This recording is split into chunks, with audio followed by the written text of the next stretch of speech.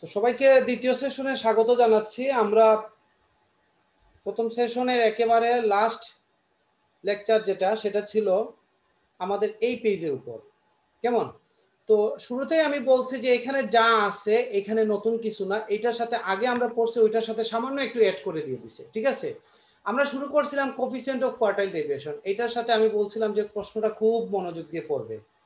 First quartile third quartile বের করার জন্য প্রশ্ন করতে পারে, কোয়ার্টাইল ডেভিয়েশন বের করার জন্য প্রশ্ন করতে পারে। কোয়ার্টাইল ডেভিয়েশন মানে হচ্ছে Q3 - Q1 ডিভাইডেড বাই 2। ওইটা তোমরা ওই যে এই মেজার্স অফ লোকেশন ডিসপারশন এটা যখন স্টার্ট করছিলাম জাস্ট একটা লেকচারের আগের লেকচার, তখন কোয়ার্টাইল ডেভিয়েশনের সংজ্ঞা দেওয়া ছিল না, সরাসরি ফর্মুলা দেওয়া ছিল। বলছিলাম যে যদি সংজ্ঞা দিয়ে তোমরা পারবে না কেন, if Q3 and Q1 defines first quartile third quartile এভাবে, then quartile deviation is defined as Q3 - Q1 divided by 2। ওইটা আমি মুখে বলে দিছিলাম যে আসলে তোমরা 100 বার পারবে, না পারার কিচ্ছু নাই। তাহলে তোমাদের কাজ হচ্ছে প্রশ্ন যখন হাতে পাবে খুব মনোযোগ দিয়ে, একটু ডিফার হলে কিন্তু তোমাদের মার্কস কাটা যাচ্ছে। ফার্স্ট কোয়ার্টাইল থার্ড কোয়ার্টাইল বের করা এক ধরনের প্রশ্ন, ওকে, এইটা এখানে স্টপ হয়ে যাবে। যদি কোয়ার্টাইল ডেভিয়েশন হয় একটু এড হবে Q3 - Q1 ডিভাইডেড বাই 2, এটা কোয়ার্টাইল ডেভিয়েশন শেষ। কোএফিসিয়েন্ট যদি অফ কোয়ার্টাইল ডেভিয়েশন যদি বলে তাহলে এই ফর্মুলা, এটা আমি শুরুতে বলছিলাম। সেকেন্ড কি, coefficient of variation. Coefficient of variation তোমাদের স্ট্যান্ডার্ড ডেভিয়েশন বের করার ফর্মুলা আছে না, স্ট্যান্ডার্ড ডেভিয়েশন আমরা তো গত ক্লাসে কিভাবে স্ট্যান্ডার্ড ডেভিয়েশন বের করতে হয় আমরা জানি, ঠিক আছে? আচ্ছা, তো স্ট্যান্ডার্ড ডেভিয়েশন বের করতে গেলে আমরা কোএফিসিয়েন্ট অফ ভেরিয়েশন যদি বের করতে বলে ওইখানে কিন্তু এক্স বারটা বের করা আছে।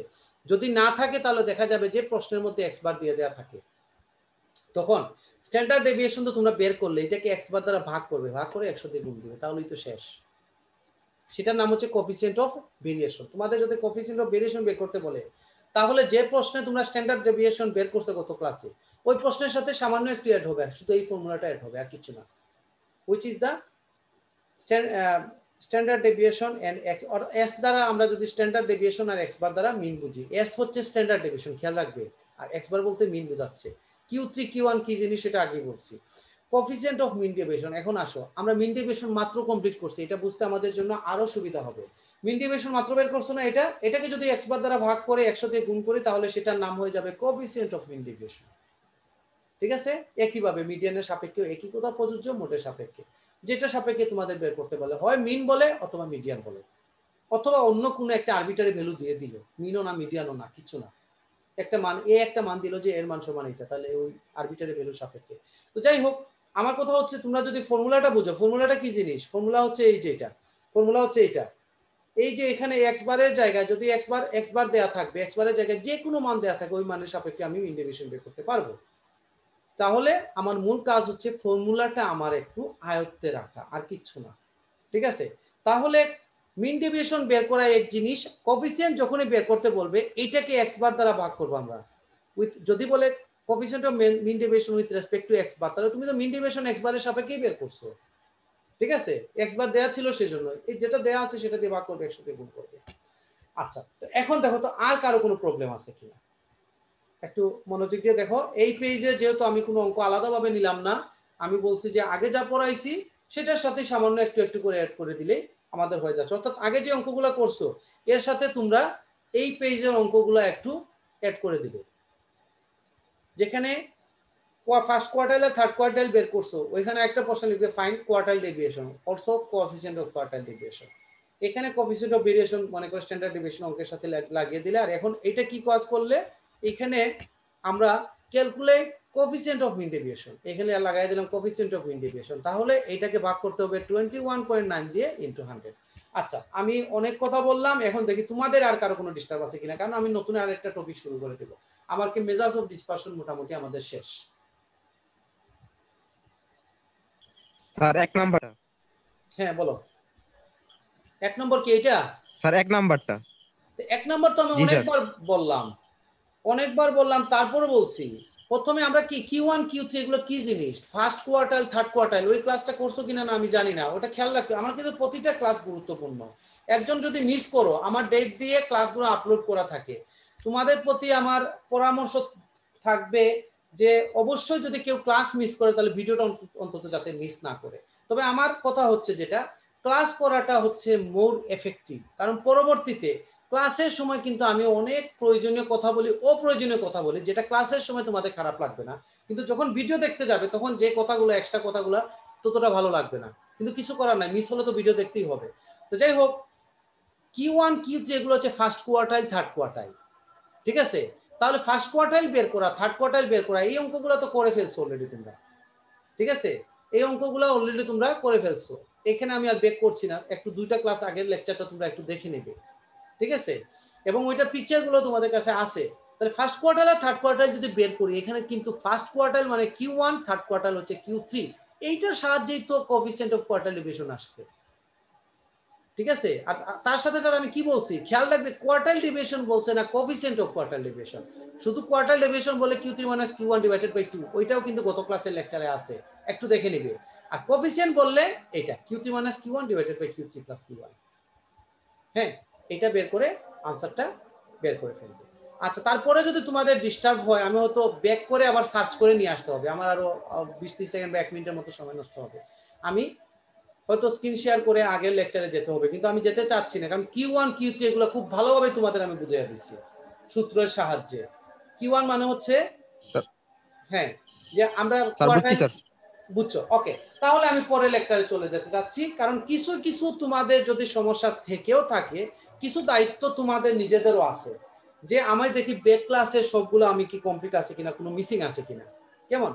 তো ওখান থেকে তোমরা যখন দেখতে যাবে তখন অনেক কিছু ক্লিয়ার হয়ে যাবে। তারপরেও কথা আছে, তারপরেও যদি কোনো সমস্যা থাকে তোমরা নিজেদের মধ্যে শেয়ার করতে পারো।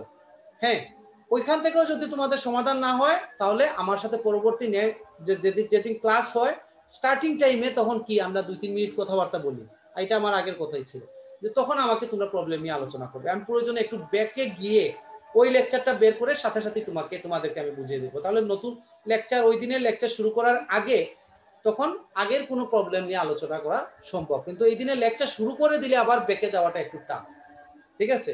না যাওয়াটাই বেটার। সেজন্য যখন আমরা শুরু করি কোনো একটা ক্লাস, তখন প্রথম 2-3 মিনিটের ভিতরে আগের কোনো প্রবলেম থাকলে তোমরা আমার সাথে শেয়ার করবে। ওকে, আমি এখন পরের টপিকে যেতে চাচ্ছি। দেখো, এটা একটা নতুন টপিক, মোমেন্ট। ডেফিনেশনটা দেখো, if x1 x2 up to xn, তার মানে এটা কি ডিসক্রিট। আমরা শুরু করি প্রত্যেকটা ডেফিনেশন এরকম ডিসক্রিট দিয়ে, n observations of a আচ্ছা, এটা ভেরিয়েবল, এটা একটু খেয়াল করো, ভেরিয়েট হয়ে গেছে, ভেরিয়েবল। দেন দা rth মানে rতম raw moment is defined by, মানে রো মোমেন্ট বলছে এখানে RAW, রো মোমেন্টটা এটা হচ্ছে মিউ r উপরে একটা ড্যাশ দিয়ে, তার মানে মোমেন্টকে আমরা মিউ দ্বারা প্রকাশ করব। মিউ r উপরে ড্যাশ থাকলে সেটা রো মোমেন্ট। সেটাকে কিভাবে আমরা লিখি, 1/n সামেশন, এই যে an এবং an একই জিনিস যখন ডিসক্রিট থাকে, হ্যাঁ, xi minus a whole to the power r, where a is any arbitrary value। তাহলে যে কোনো একটা আরবিটারি মানে কি, ইচ্ছা স্বাধীন একটা যে কোনো একটা ভ্যালু নিলে তুমি তোমার ইচ্ছা মতো, এইভাবে যদি হয় তাহলে সেটা আমরা পাবো র মোমেন্ট। কেমন? একইভাবে আর এর corrected moment is defined by, তার মানে এটা যদি র মোমেন্ট হয় যে কোনো এর মাধ্যমে নিলে, এটা তোমার ইচ্ছা মতো যে কোনো একটা নিলে, হ্যাঁ, তখন কারেক্টেড মোমেন্ট হচ্ছে ওই এর জায়গায় যদি আমি এক্স বারের সাহায্যে নিই, অর্থাৎ মিউ আর উপরে আর ড্যাশ দিব না, মিউ আর দ্বারা কারেক্টেড মোমেন্ট বোঝায় আর মিউ আর ড্যাশ দ্বারা র মোমেন্ট বোঝায়, ঠিক আছে? তাহলে 1/n সামেশন n, এখানেও n দেওয়া যায়, xi minus x bar whole to the power r, where x bar is arithmetic mean। তাহলে যদি আমার এইভাবে ডিসক্রিট একটা একটা করে দেওয়া থাকে, আমি এখানে সংজ্ঞাটা এইভাবে দিব। এখন তোমাদের দেখো তো, মোমেন্ট যদি বলে যে ডিফাইন মোমেন্ট দিয়ে 1 মার্কসে একটা প্রশ্ন আসে, তোমাদের মনে হতে পারে যে এত বড় আমি দিব কিনা, 1 মার্কসে প্রশ্ন আসলে শুধু এইটা এতটুকু দিয়ে দিলেই হয়। অথবা কেউ যদি এটার সাথে হচ্ছে এটা related, if x1 x2 up to xk occur with frequencies f1 f2, অর্থাৎ ফ্রিকোয়েন্সি ডিস্ট্রিবিউশন আকারে যদি দেওয়া থাকে, তাহলে আরতম র মোমেন্টে আমরা এখানে কি কাজ করতে হয়, এইটাকে ক্যাপিটাল এন হিসাবে লিখি, এখানে উপরে কে দিয়ে দিই, এখানে xi ফাংশন হচ্ছে এই জায়গায়, তাহলে এটার সাথে fi দিয়ে একটা গুণ করো, এই যে দেখো বাকি সব ঠিক আছে, শুধু fi। এই যে এখানে ক্যাপিটাল এন দিলে বেটার, না হলে উপরে কে দিলেও চলে যায়, এই যে এখানে n সমান উপরে এই যে কে সামেশন fi, ঠিক আছে? একইভাবে কারেক্টেড এনতম কারেক্টেড আরতম কারেক্টেড মোমেন্টে, আরতম কিন্তু এটা এনতম না, প্রতিটা জায়গায় এই যে আর, এই আর এর উপর নির্ভর করে আরতম কারেক্টেড মোমেন্ট, আরতম র মোমেন্ট এগুলা, ঠিক আছে? তাহলে আরতম কারেক্টেড মোমেন্টটাকে আমরা কিভাবে বলবো, এই এর পরিবর্তে শুধু এই যে এই জায়গাতে এর পরিবর্তে x বার দিয়ে দেবো, বাকি সব এটা হচ্ছে একটু গুছিয়ে এখানে লেখা, যে একই কথা বারবার লেখা হচ্ছে হোয়ার এ তো সমান তো এক্স বার সমান অ্যারিথমেটিক মিন, এটা তো আগেও একবার লিখছি, বারবার না লিখলেও চলে। এটা হচ্ছে আমার মোমেন্টের ডেফিনেশন। তোমরা একটু মনোযোগ দিয়ে দেখো কারো কোনো জায়গায় বুঝতে সমস্যা আছে কিনা। ডেফিনেশন তো আসলে যা আছে সেটাই, এখানে কারো অস্পষ্টতা আছে কিনা সেটা আমাকে একটু শেয়ার করো এখন, কারণ এরপরে আমরা বেশ বড় একটা থিওরেম প্রুফ করব বা রিলেশনশিপ এস্টাবলিশ করব।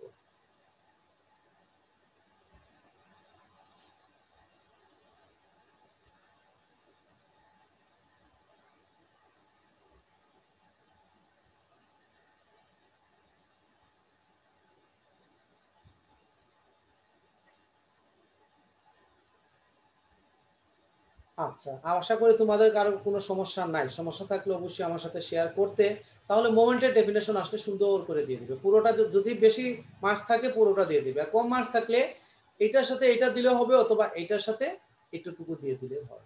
এটা কি জিনিস? এটা হচ্ছে আমার এর সাপেক্ষে, এটা হচ্ছে শুধু র মোমেন্টের ডেফিনেশন। তবে ঘটনা হচ্ছে যেটা, এটার সাথে এটা দিলে র মোমেন্টটা আমার পুরোপুরি চলে আসবে, কারেক্টেড মোমেন্টটা আসলো না। সেই জন্য যে কাজটা হবে, এটার সাথে এটা দিয়ে দিলে বেটার। প্রথমে র মোমেন্ট দিলে তারপর কারেক্টেড মোমেন্ট দিলে, ঠিক আছে? তাহলে যদিও শুধু ডিসক্রিটের ক্ষেত্রে আসলো, কন্টিনিউয়াস হলে কি হবে, কন্টিনিউয়াস হলে কি হয় সেটা আমরা আগেও দেখে আসছি, শুধু এফআই দিয়ে গুণ হয় আর এনটা এন এর পরিবর্তে কি আসে, ঠিক আছে? তাহলে এতটুকু পর্যন্ত দিবে র মোমেন্ট, কারেক্টেড মোমেন্ট ডেফিনেশন। ওকে, আমি এখন অনেক বড় একটা, বড় বলতে কি একটু ক্যালকুলেটিভ একটা থিওরেম এস্টাবলিশ করব। থিওরেমও বলা যায় অথবা রিলেশনশিপ বলা যায়, relation between raw moment and corrected moment. এখন ঘটনা হচ্ছে তোমাদের এই ধরনের কোশ্চেন পরীক্ষার সময় কিভাবে আসতে পারে। পরীক্ষার সময় বলতে পারে find the relation between raw moment and corrected moment, দিয়ে শেষ করে দিল, মোটামুটি একটা মান দিয়ে দিল। তখন কি কাজ করতে হবে, কতটুকু নিতে হবে। ঘটনা হচ্ছে এইভাবে দিতে পারে, অথবা নাম ধরে দিতে পারে। নাম ধরে যদি দেয় তাহলে বলতে পারে শো দ্যাট μ2 ইকুয়াল টু এটা, অথবা বলতে পারে প্রুভ দ্যাট μ3 ইকুয়াল টু এটা। তখন তোমাদের μ2 সমান এটা প্রমাণ করলে হবে, অথবা μ3 সমান এটা প্রমাণ করলে হবে। আর যদি বলে যে রিলেশন, তখন কতটুকু যাবে, তখন 4 পর্যন্ত যেতে হবে, ঠিক আছে? আচ্ছা, কেউ যদি 3 পর্যন্ত যায় তখন কি হবে? তখনও হবে, কিন্তু পুরোপুরি এস্টাবলিশ হলো না, হয়তো অর্ধেক মার্কস বা 1 মার্কস কম পাবে। তো পরীক্ষার সময় ম্যাক্সিমাম আসলে আমাদের নাম ধরেই দিয়ে দেয়, কিন্তু অনেক সময় ফাইন্ড দ্য রিলেশনশিপ চলে আসে। সেজন্য আমরা একটু মনোযোগ দিয়ে এটা এখন আমরা একটু করব। আসলে উই হ্যাভ, এটা কি? এটা কারেক্টেড মোমেন্টের ডেফিনেশন আমার যখন এফআই সব মানে গ্রুপ ডাটার ক্ষেত্রে, in case of frequency distribution, ঠিক আছে? এই যে মাথার মধ্যে আমরা কে দিয়ে দিলাম, তাহলে এটা বোঝা গেল এফআই দিয়ে আমরা কাজ করছি। তাহলে এটা হচ্ছে কারেক্টেড মোমেন্টের ডেফিনেশন। পরের লাইনে কি কাজ করবো আমরা? মিউ আর সমান 1/n সামেশন এফআই জায়গাতে রাখলাম, xi মাইনাস x বার ছিল whole to the power r, কিন্তু হ্যাঁ, এটা কি জিনিস? উই নো আর আরতম corrected moment is defined as এটা। কেউ যদি এটা লিখে আরো সুন্দর হয়, we know that rth corrected moment is defined as mu r equal to এটা। আচ্ছা, তাই পরের লাইনটা খেয়াল করো, এফআই এর জায়গায় এফআর, এই ব্র্যাকেটের ভিতরের টার্মটাকে আমরা এইভাবে লিখলাম, একটু আলাদা করলাম, যে xi মাইনাস x বার ছিল, তো xi মাইনাস a দিলাম, minus x bar minus a। এখন একটু ক্যালকুলেশন করে দেখো তো উপরের সমানই থাকবে, সমান থাকবে না?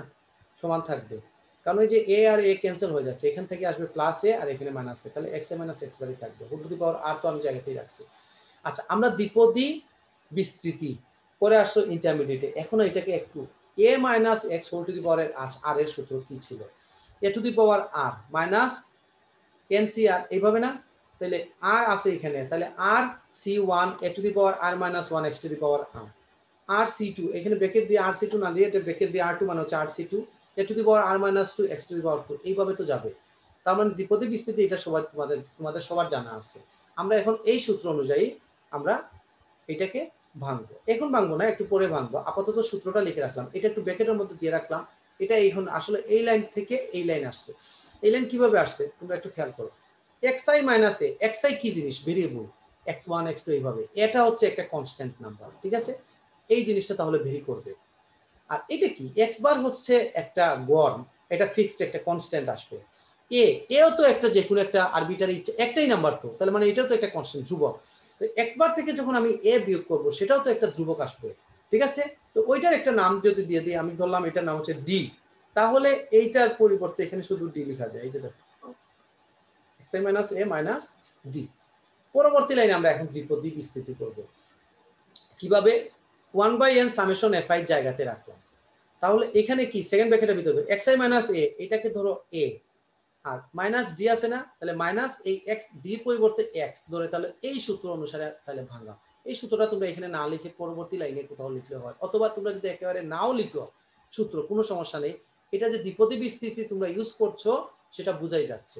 তাহলে দেখো প্রথমে a to the power r এর মান হচ্ছে এটা মাইনাস ncr, ঠিক আছে, ncr মানে হচ্ছে এই যে আমরা তো আমাদের এখানে তো হচ্ছে whole to the power r, আর ওখানে ছিল এই যে এই সূত্র rc1 rc2, তাহলে এখানে rc1 এই যে a to the power r minus 1 তারপর কি x এর জায়গায় d টু দি পাওয়ার 1, এটা সূত্র এইভাবে গেছে, ঠিক আছে। এই সূত্র অনুসারে এটা আমরা পুরোটা লিখলাম, এখানে কোনো জায়গায় আমরা হাত দেই নাই। হাত দেই না বলতে কি যে আমরা কোনো জায়গায় ক্যালকুলেশন করি না, ক্যালকুলেশন আমরা পরের লাইনে করছি।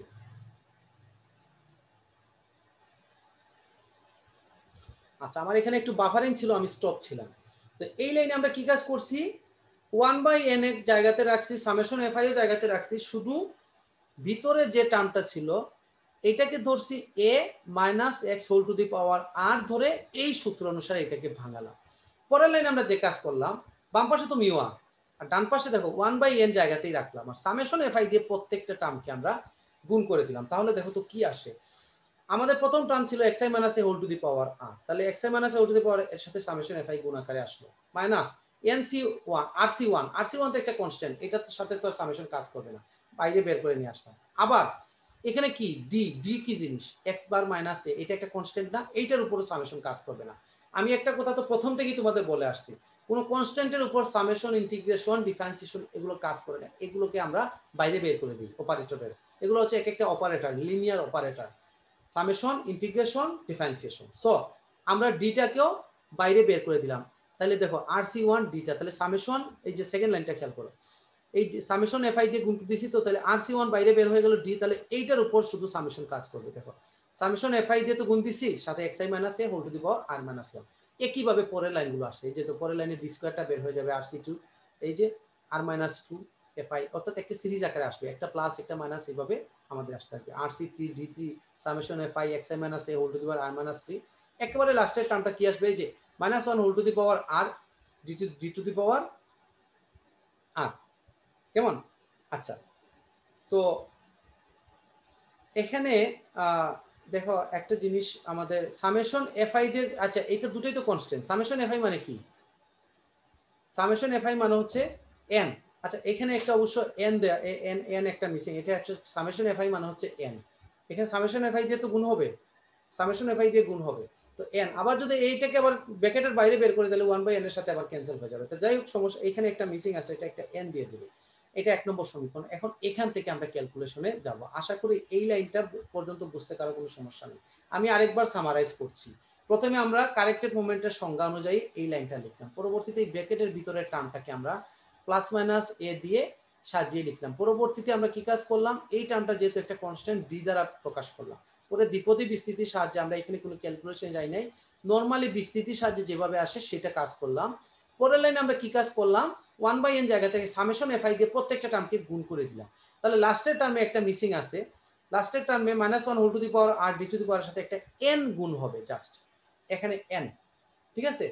আচ্ছা এখন দেখো না, according to the definition of raw moment, raw মোমেন্টের সংজ্ঞা, এটা হচ্ছে রো মোমেন্টের সংজ্ঞা, মিউ r এর সমান 1/n summation k fi xi minus a whole to the power r। দেখো তো আমরা এইটাই তো রো মোমেন্টের সংজ্ঞা দিছিলাম, দেখো তো রো মোমেন্টের সংজ্ঞা এইটাই তো বলছে, ওই যে এইটা না, আমরা থার্ড জায়গা এইখানে আসো, আমাদের এখানে ফ্রিকোয়েন্সি দিয়ে দেয়া, এই যে 1/n summation k fi xi minus a whole to the power r, এটাই ছিল আমার রো মোমেন্টের সংজ্ঞা। দেখো তাহলে এটা আমরা লিখলাম প্রথমে, তাহলে এখান থেকে খেয়াল করো তো, তাহলে মিউ r এর সমান যদি এটা হয়, তাহলে মিউ 1 যখন লিখবো আমি কি r এর জায়গায় তো 1 দিব, আর তো কিছু না, তাহলে r এর জায়গায় 1, তাহলে মিউ 1 এর সমান কি আসবে, 1/n summation fi xi minus a whole to the power 1, তাহলে এটাই থাকবে।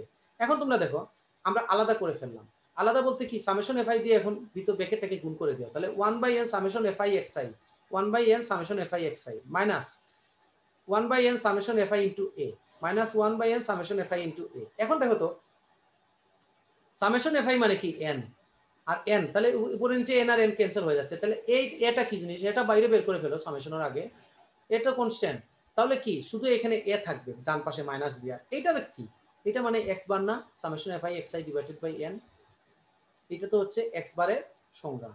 তাহলে এটা হচ্ছে এক্স বার আর মাইনাস এটার মানে হচ্ছে এ, এক্স বার মাইনাস এ। তাহলে এইটা মিউ ওয়ান ড্যাশ সমান হচ্ছে এক্স বার মাইনাস এ। তাহলে এক্স বার মাইনাস এ সমান আমরা আগে ধরে নিয়েছিলাম ডি, তাহলে এটাকে আমরা ডি সমান হিসাবে বলতে পারি। ঠিক আছে, আচ্ছা এখন আসো আমরা পরের পেজে যাচ্ছি। শেষ করার পর আমি তোমাদের অবশ্যই সময় দেব, কারণ হচ্ছে এটা একটা ক্যালকুলেটিভ এবং একটা ফর্মুলাকে আমরা ব্যবহার করছি, তার সাথে অ্যানালাইসিস করছি। একটু সাবধানে, কোন জায়গায় এই লাইনটা আমার খুবই গুরুত্বপূর্ণ একটা লাইন, এই লাইন থেকেই অনেক কিছু আসবে এখন। কারণ কি, এটা তো মিউ আর বলছি সমান এটা, তাহলে এখান থেকে মিউ ওয়ান, এই যে এটা কি এক্স আই, এটা কি বলছি এক্স বার মাইনাস এর পরিবর্তে আমি ডি ইউজ করব, অথবা মিউ ওয়ান ড্যাশ ডি সমান কি mu one dash, mu one dash মানে কি এক্স বার মাইনাস এ, এক্স বার মাইনাস এ দেখবে যে এখান থেকে আসবে। এখন দেখো আমরা 1 নম্বর সমীকরণে আর সমান 2 3 4 এভাবে আমরা বসাতে থাকবো। তাহলে 1 নম্বর সমীকরণে আসো, এখানে 2 বসাও, 2 যদি বসাই তাহলে 1/n summation fi xi minus a whole square, ঠিক আছে। আচ্ছা xi minus a whole square, তাহলে এটা কি, এখানে দেখো তো summation fi xi minus a whole square মানে 2 যদি হয় তাহলে এটা কি, এটার মান তাহলে মিউ, এই যে এইটা 1/n দ্বারা এটাকে গুণ করো, 1/n summation fi xi minus a whole to the power 2 whole to the power r যদি হয় তাহলে এটা মিউ r ড্যাশ, তাহলে এখানে যদি 2 হয় তাহলে এটা কি মিউ 2 ড্যাশের সমান না। তাহলে আমি 1/n দিয়ে যখন প্রথমটাকে গুণ করব তাহলে সেটা মিউ 2 ড্যাশের সমান হবে। দেখো প্রথমটাকে গুণ করলে মিউ 2 ড্যাশের সমান হবে। সেকেন্ড টার্মে আসো, মাইনাস মাইনাস আর সি ওয়ান, আমরা কি এন এর মান প্রথমে বলছি 2 বসাবো না এখানে, তাহলে মিউ 2 এর মান তো বের হবে, তাহলে 2c1, 2c1 এর মান হচ্ছে 2 ইনটু ডি, এই যে ডি মানে কি মিউ 1 ড্যাশ, তাহলে 2 ইনটু মিউ 1 ড্যাশ, আর এটার মান কি আর মাইনাস 1। এখানে দেখো summation fi xi minus a 1/n কিন্তু একটা সাথে আছে, মনে করবে এখান থেকে আসো, summation fi xi minus a whole to the power, এখানে 2 মাইনাস 1 মানে কি 1, আবার নিচে 1/n, এটা কি মিউ 1 ড্যাশ না। তাহলে এই টার্মটার আনসারটা কি, আগে এইটার মানে হচ্ছে 2, 2c1 মানে হচ্ছে 2, d1 এর ডির পরিবর্তে লিখলে মিউ 1 ড্যাশ, আবার এইটার পরিবর্তে সামেশন fi এটার সাথে আবার একটা 1/n, তোমাদের যদি ডিস্টার্ব হয় 1/n সহ এখানে গুণ দিতে পারে, সমস্যা নাই, তবে মনে মনে ক্যালকুলেশন করলেই হবে। 1/n এটার সাথে গুণ আছে, তাহলে এই টার্মটা হচ্ছে 2 মিউ 1 ড্যাশ, এই দুটো টার্ম, আর বাকি এইটার সাথে 1/n গুণ করার কারণে আরেকটা মিউ 1 ড্যাশ আসবে, কারণ 2 মাইনাস 1 না, 2 মাইনাস 1 কারণে এটার মান হচ্ছে মিউ 1 ড্যাশ, এই সূত্র থেকে আসলো। তাহলে দেখো তো আমরা একটু দেখি, 2c1 মিউ 1 ড্যাশ আর একটা মিউ 1 ড্যাশ আসলো, ঠিক আছে। আচ্ছা তাহলে দেখো তোমরা সেকেন্ড টার্মটা গেল, থার্ড টার্মে আসো, 2c2, 2c2 মানে কি, মানে হচ্ছে 1, তো যাই হোক এখানে 2c2 ডি স্কয়ার, এখানে ডি সমান যদি হয় মিউ 1 ড্যাশ, ডি স্কয়ার মানে হচ্ছে মিউ 1 ড্যাশ এর স্কয়ার, ঠিক আছে। তাহলে দেখি আমরা এটা এইভাবে লিখলাম কিনা, লিখলাম কিনা আমরা একটু দেখি, 2c2 মিউ 1 ড্যাশ স্কয়ার, ঠিক আছে। আচ্ছা তোমাদের মনে হতে পারে তাহলে বাকি টার্মটা কই গেল, বাকি টার্ম বলতে কি তোমরা একটু খেয়াল করো, এখানে বাকি টার্ম এই টার্মটা তো ছিল, এইটুকু আমরা কি বলছি 2c2 মিউ 1 ড্যাশ স্কয়ার, এই টার্মটা থাকবে না, কারণ কি আমার মান তো 2 না, 2 মাইনাস 2 মানে কি 0, এনিথিং টু দি পাওয়ার 0 মানে হচ্ছে 1, তার মানে এই টোটাল টার্মের মান হবে 1, আর পরবর্তী টার্মগুলো আসবে না।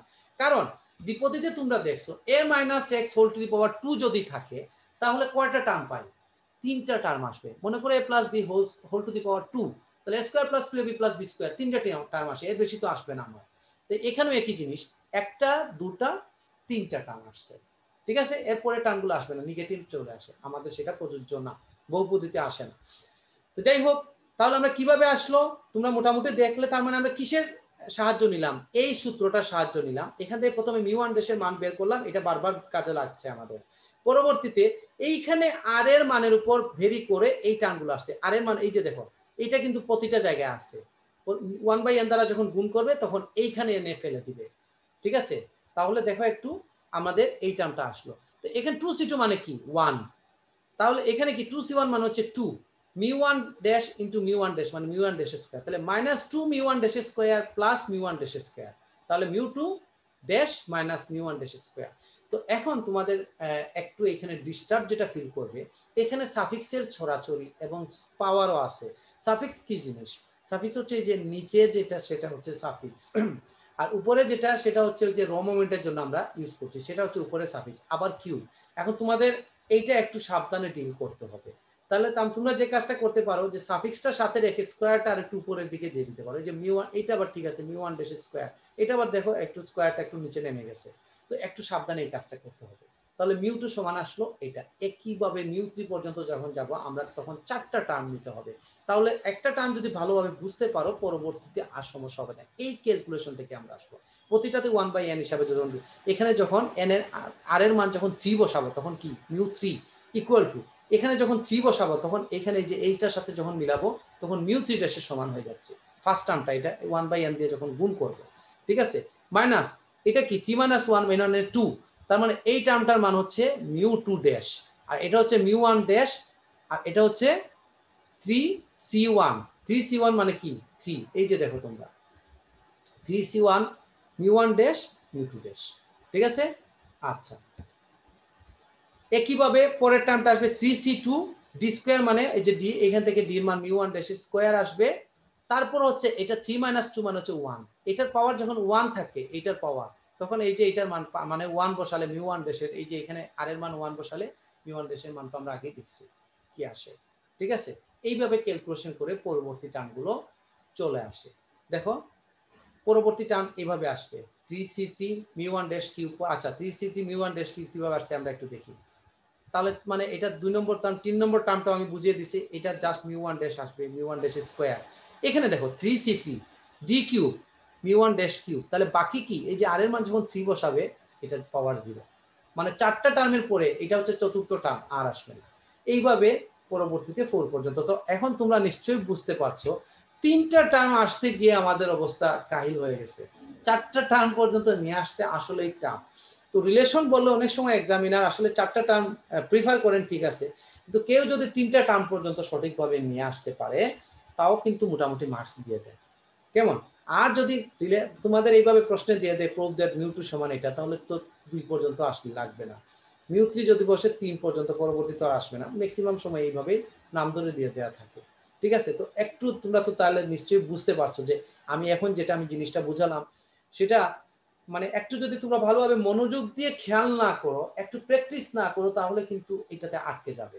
কারণ আমার যেই টার্ম থেকে এটা আসছে সেখানে কোথা থেকে আসছে এইটা তোমাদের প্রয়োজনে আমি আবার বলছি। আর যাদের ডিস্টার্ব হয় তারা 1/n দিয়ে গুণ করে, 1/n দিয়ে প্রত্যেকটা টার্মকে গুণ করে নিচে n দিয়ে দেবে, নিচে n দিয়ে দেবে, তাহলে কি এটার সাথে, অথবা 1/n ইনটু সামথিং, এটার সাথে পুরোপুরি মিলে যাবে। না হলে কি মনে হবে যে এটার সাথে যে মিলাবে 1/n গেল কই, প্রত্যেকটার সাথে 1/n আছে। আমি যে এটা বলছিলাম যে একটা কারেকশন, এই টার্মটা আমার আসলে কাজে লাগতেছে না, সেই জন্য এটা আমি আর ওইটা আসলে খেয়াল করি নাই, যার কারণে এই টার্মটা আসলে এগুলো আমাদের কাজে লাগবে না। কারণ 2, 3, 4 পর্যন্ত রিলেশন 2টা 3টা পর্যন্ত দিয়ে দিলে মোটামুটি বোঝা যায় যে রিলেশনটা কিরকম ভাবে আসে, কেমন একটা সিরিজ আকারে চলে আসে। তো যাই হোক, তোমরা মনোযোগ দিয়ে, আমি মোটামুটি বুঝিয়ে দিলাম, এখন তোমাদের আমি সময় দিব, সময় দেওয়ার সাথে সাথে তোমরা আমাকে রেসপন্স করো কার কোন জায়গায় সমস্যা। প্রথমে এই পেজ দেখবে, পরবর্তীতে এই পেজও আমরা দেখব। এই পেজ তো যেহেতু আগের পেজের সাথে একেবারে ক্লোজলি রিলেটেড, সো প্রথমে আগের লাইনে কোনো ডিস্টার্ব আছে কিনা সেটা একটু দেখব, তারপর আমরা পরেরটাতে যাব। এখন তোমরা একটু মনোযোগ দিয়ে দেখো।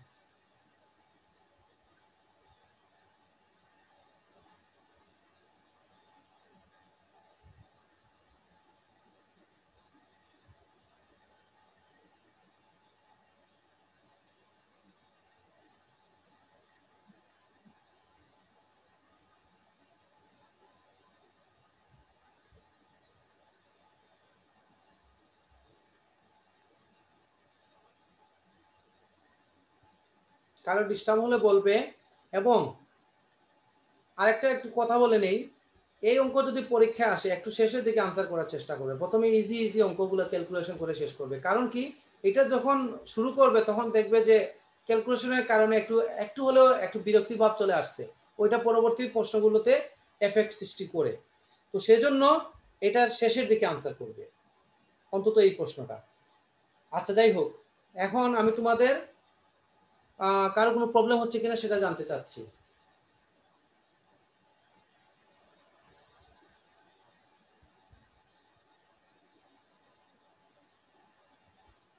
তার মানে আমরা এই লাইন এবং এই লাইন, এই দুটো হচ্ছে আমাদের জন্য খুবই ইম্পর্টেন্ট। তোমরা রাফের মধ্যে কিছু কাজ করবে। আমার যদি আজকে বোর্ডে এই জিনিসটা করে দেওয়ার স্কোপ থাকতো, আরো সুন্দরভাবে আমি বোঝাতে পারতাম, এটাকে ভেঙে চুরে দেখাতে পারতাম। তো তোমরা এই কাজটা তোমরা নিজেরা রাফ কাগজের মধ্যে প্রথমে করবে, তারপর দেখবে প্র্যাকটিস না করলে এটা আনসার করতে যেও না, ডিস্টার্ব ফিল করবে, আন্দাজে আনসার দিয়ে তখন লাভ হবে না, মাছ কাটা যাবে। আর কারণ এটা হচ্ছে একটা অ্যানালাইসিস জাতীয় একটা অঙ্ক, অঙ্ক আমরা বলতে পারি বা এস্টাবলিশমেন্ট, কেমন? দ্বিপদী মানেই হচ্ছে আমাদের এইটাতে খুব সাবধানে কাজ করে মানগুলো বসাতে হয়। তো আশা করি তাহলে তোমরা সবাই বুঝতে পেরেছো। এইখানে আসলে আলাদাভাবে এই পেজটা দেখে কোনো লাভ নাই, কারণ হচ্ছে এখানে যা টার্মগুলো আসছে বাম পাশে ওই টার্মটা নিয়ে, অর্থাৎ এই পেজটা সাথে নিয়ে পরবর্তী এই পেজটা আনতে হবে। কারণ হচ্ছে এই পেজ যখনই আমি কাজ করব সাথে সাথে এইটা দিয়ে এখানে গুণ করে একটা একটা করে টার্ম, টু বসালে এটার সাথে এটা গুণ করে ফার্স্ট টার্ম আসবে, এটার সাথে এটা গুণ করে সেকেন্ড টার্ম, এটা থার্ড টার্ম এলে তারপর শেষ। টু বসালে এখানে শেষ কেন? কারণ এই টার্মটা 2 - 2 দিলে এইটাই, অর্থাৎ এতটুকু পর্যন্ত আসবে। তো যাই হোক আমাদের একটা সিরিজ অনুযায়ী আসে। তো আমি এখন তোমাদের একটু সামারাইজ করি, যেহেতু কেউ আমাকে তোমাদের প্রবলেম বলো নাই, তার মানে সবাই বুঝতে পেরেছো। আর তারপরে তো সুযোগ থাকলে আমার এখনই তোমাদের সবার কাছে পিকচার চলে যাবে গুগল ক্লাসরুমে, লেকচারটাও পেয়ে যাবে। যাদের ডিস্টার্ব আরেকবার একটু দেখে নেবে। আমি শুরু থেকে যদি সামারাইজ করি, প্রথমে আমরা স্ট্যান্ডার্ড ডেভিয়েশনে ছিলাম, পরবর্তীতে আমরা একটা অঙ্ক প্রপার্টিসের সাথে অঙ্ক শেষ করছি, মিন ডেভিয়েশনে আমরা ডেফিনেশন করলাম, এখানে অঙ্ক, অঙ্কের সাথে সাথে বলছি খুব মনোযোগ দিয়ে আমাকে কোশ্চেনটা পড়ার জন্য, যে এখানে ক্যালকুলেট দিয়ে এখানে কোন শব্দটা ইউজ করছে, খুব সাবধানে পড়বো। মিন ডেভিয়েশন বলছে, ওকে। কোফিসিয়েন্ট বললো কিনা সেটা আমরা একটু দেখে নেব। ওকে, মিন ডেভিয়েশন হলে এখানে শেষ, কোফিসিয়েন্ট হলে এখানে ভাগ করতে হবে x বার দিয়ে, গুণ করতে হবে 100 দিয়ে। কোথা থেকে পেলাম? এই সূত্র থেকে। তো এই পেজটাও গুরুত্বপূর্ণ একটা পেজ, বলছে যে এই পেজ দিয়ে তোমরা যে আগে অঙ্কগুলো করছো এই পেজের সাপেক্ষে সেগুলো বের করার চেষ্টা করবে, তাহলে তোমাদের জন্য সুবিধা হবে। পরবর্তীতে আমরা মুভমেন্টের ডেফিনেশন দেখলাম। মুভমেন্ট চ্যাপ্টারটা একটু হলেও তোমাদের মানে কি বলবো, রসকস একটু কম মুভমেন্টের মধ্যে। র movement, corrected movement, mu one dash, মানে এগুলো আসলে বিরক্তিকর একটা জিনিস, কিন্তু কিচ্ছু করার নাই। মিউ আর ড্যাশ মিউ আর, সো আরটা যখনই বের করবে 1 2 3 4 এইভাবে হবে, ড্যাশটা তো থাকবেই যখনই আমরা র মুভমেন্ট নিব। কারেক্টেড মুভমেন্টের ক্ষেত্রে একটু থাকবে না। পরবর্তীতে আমরা একটা রিলেশন এস্টাবলিশ করলাম, আশা করি সবাই বুঝতে পেরেছো। তারপরে কারো ডিস্টার্ব হলে আমরা প্রতিটা সেশনের শুরুতে আমি আগেই বলছি তোমরা আমার সাথে শেয়ার করবে। আজকের ক্লাস তাহলে আমার এতটুকু পর্যন্ত।